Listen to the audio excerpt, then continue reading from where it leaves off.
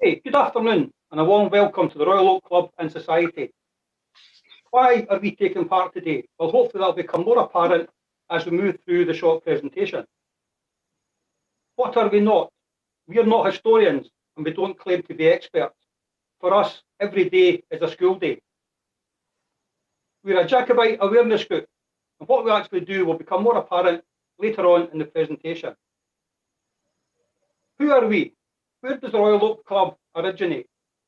The Royal Oak Club was formed in Edinburgh in February 1772, a club where like-minded people could come together away from the watchful eye of the establishment. Although the club was formed some 26 years after the Battle of Culloden, the Hanoverians were still on the throne. The first mention of the Royal Oak Club was in 1774, in a letter from Bishop Forbes from Edinburgh, a Jacobite sympathiser, to his friend in London, Bishop Gordon. The letter dated 28th of May 1774, which a copy can be found in the Line and Morning, Volume 3. Insignia. The club did have a membership medal.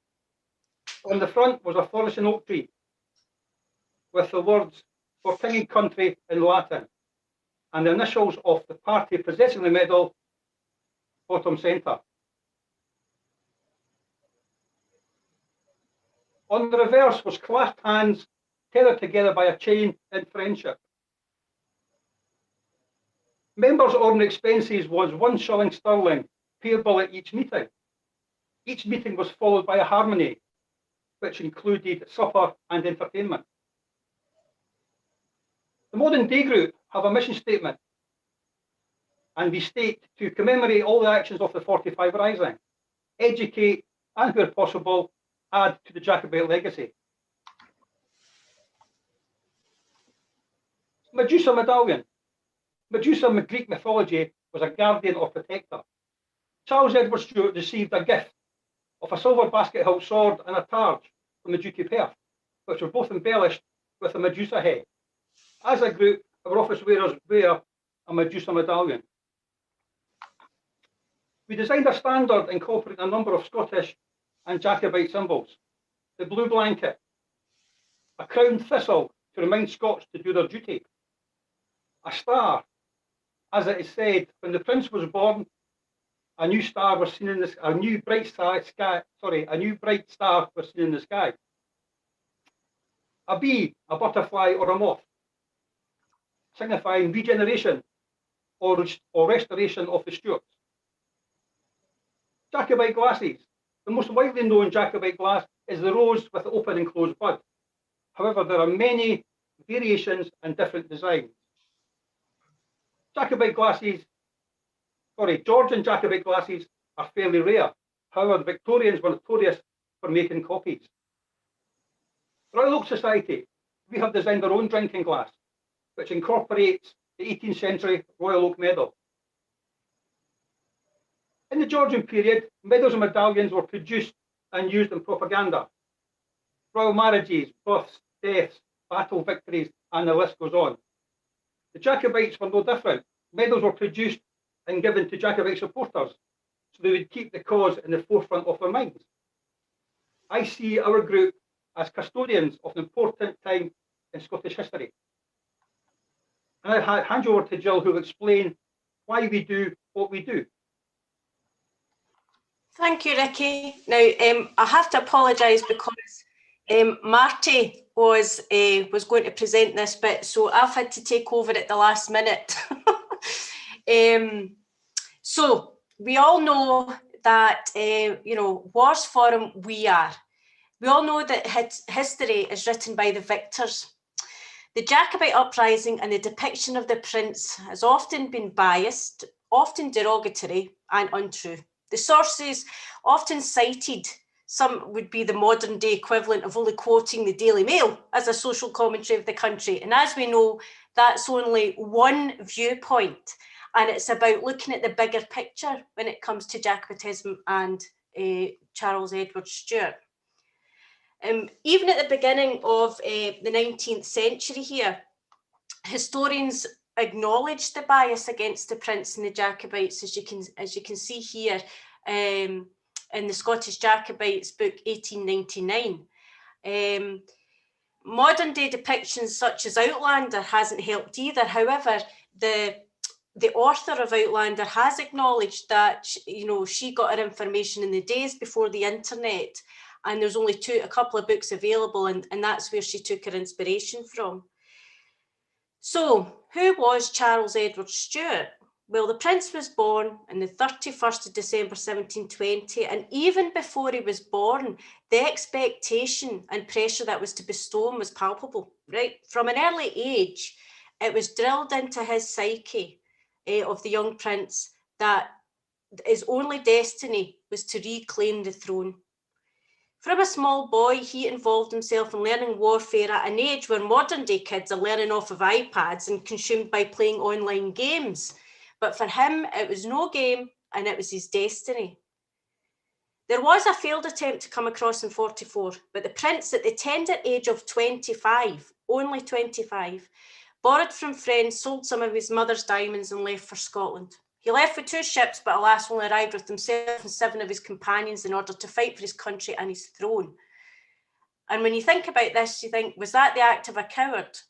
What were you guys doing? You know, what were you doing at the tender age of 25? Our prince is often perceived as an effeminate man, a weak man, and somebody who's self-absorbed. And that was fueled entirely by the propaganda at the time. Yet his actions said otherwise, and we could, as a society, talk considerably about the man during the 45 and 46. But we're going to reduce it to a couple of things. You know, for example, his actions after the Battle of Gladsmuir, where he ordered his surgeons to treat not only the Jacobite casualties, but those on the British side also, showing he was a leader. And at that tender age of 25, he had a mature head on his young shoulders. Remember, in the Jacobites, we won 3 and lost 1, but the British side lost 3 and won 1. Was our strategy always perfect? You have to think that hindsight is always a great thing, and we seem to be judged on our hindsight. We could spend hours talking about the prince during 45 and 46. However, we want to acknowledge the brutal depiction of the prince in his latter years. The impact of Culloden and the prince can't be underestimated. He watched as his army was decimated. The sights he must have witnessed on that day must have been horrific. The aftermath was worse.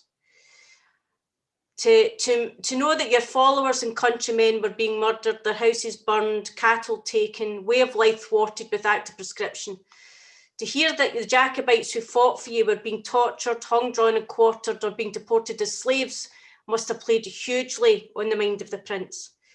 This combined with the knowledge that he'd let his father down and his lineage of the Stuarts, a destiny that had been drilled into that man from such a young early age, must have taken a huge toll on him.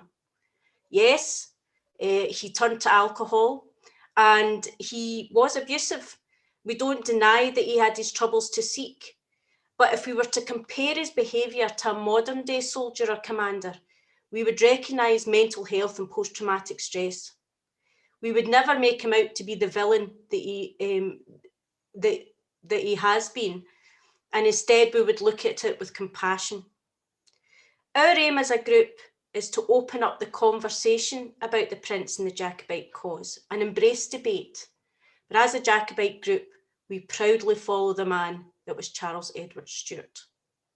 I would now like to pass you on to Chris.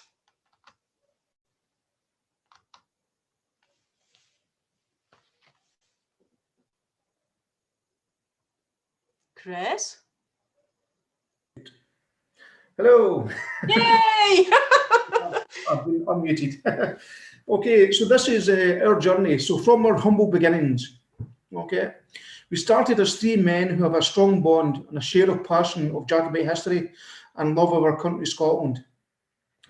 From these humble beginnings, our small group has doubled in size to 6 full members. And we have a few associate members whom have the potential to become full members. In our small association, we have passionate speakers, poets, songwriters, musicians, licensed black powder experts, and above all, a very good organiser. I wonder who that could be, Ricky. But we are a very social bunch with a vast knowledge between us, but we are also keen to learn as much as we can and educate to the best of our ability. If we don't know the answer, we won't give you a false answer. We will investigate ourselves.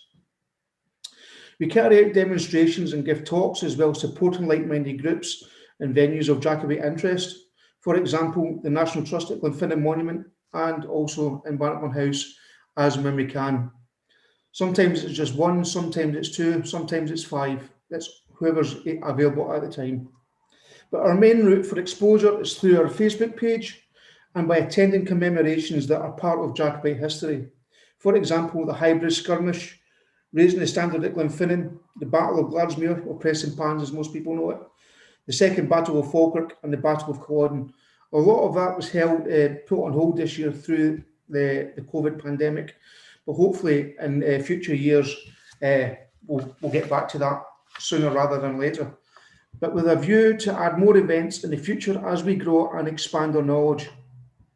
Collectively, as members of the Royal Oak Society, we share the same beliefs that are of the Royal House of Stuart, and that a lot of history has been written by the victors.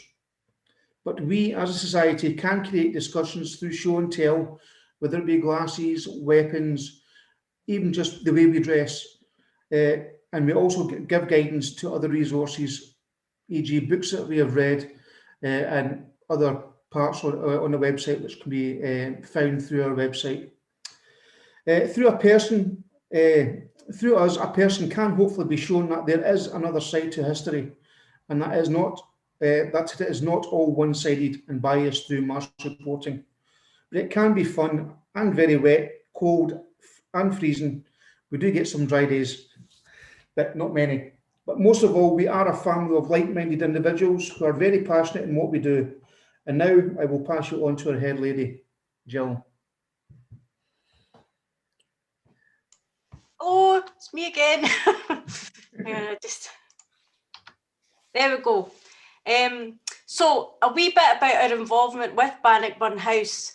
Even before the Prince arrived, so Hugh Patterson was a follower of James's father and supported the 1715 uprising. So even before, so the house was already in the Jacobite interest even before the Prince arrived, and that's why that's why we've got a huge support for the house.